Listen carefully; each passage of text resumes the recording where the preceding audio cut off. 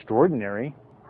But you know, one of the things that comes along, I think, with fatherhood and being a part of it, being a parent, are some of the obligations. But you know, the obligations to me have never been something that I felt for me was something forced on me. I always felt it was something that I was ready and freely willing to give to my wife and to my children, and being a father to them and assisting in this.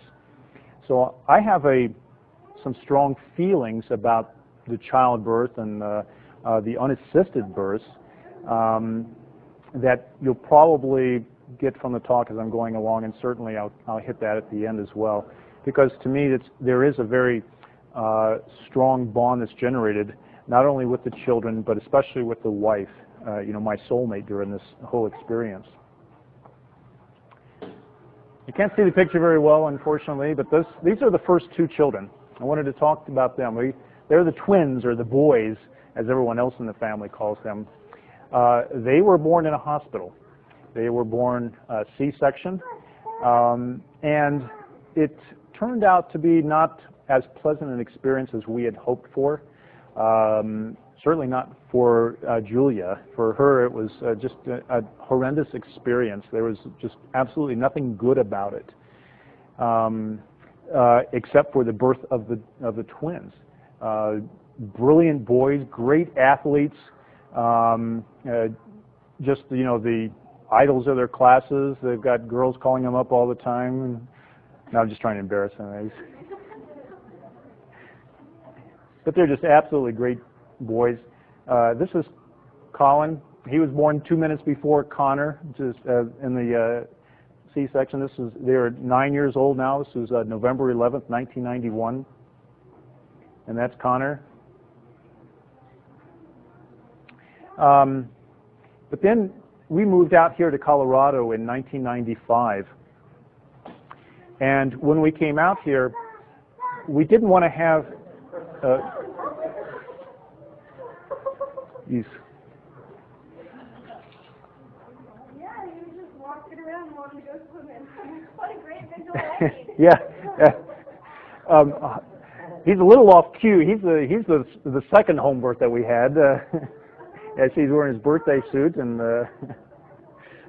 but as the Rugrats would say, and he says sometimes, he loves running around without his clothes on. He always goes, "I'm naked." You know, that's what they say on the Rugrats. I'm naked, and they no diaper. I'm naked. So he was naked. In 1995, we moved out here. We wanted to have a special experience, so Julia actually came across Jenny through, I'm not really even sure how they connected, but it was through church somehow, made the connection, and we signed up and began taking the birthing courses that she had, doing the Bradley method. And then when it came to Madeline's birth, Madeline was born, she was a late Christmas present, 2 days after Christmas, December 27th of 1995. The labor started about 5 o'clock in the morning. I think it was about somewhere 9 or 11 or something. Jenny came over and started helping with the massages and some of the coaching and everything. And about 2 o'clock is when Madeline was actually born. I had had a dream just a couple nights before her birth that she was going to be born face first. You heard a little bit from Laura about that, and you know, that's sort of backwards. And I thought, oh, I hope that's not going to be a problem. And sure enough, when she was born, it was face first, but it wasn't backwards. It was actually correct. It was only because my wife decided to be on her hands and knees during the birth. So when I saw her, it was face up. And beautifully enough, when she was born, she had her eyes open and she was like ready to greet the world, and not a peep out of her. She didn't cry at all. She went straight to mommy, started nursing right away, and everything was just absolutely picture perfect. And all through her childhood, or her infants, while she was still nursing, all she would do was give a couple peeps to say it's time to nurse. She never really cried at all. It was just a beautiful experience for us.